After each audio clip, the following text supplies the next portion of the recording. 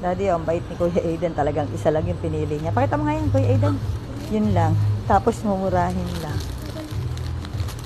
Okay na daw sa kanya yan. Tapos kay Nene, Barbie daw. Mumurahin lang daw.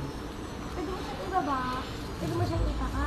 Ay, ito kuya, oh, tingin ka pala dito. Kuya, para mamaya magpe-play kayo ni Kali. Ayun. Pero ano? Ayan. Dito. Yan. Okay na ba sa'yo yan? One toy lang talaga. Tingin. Dito? Oo.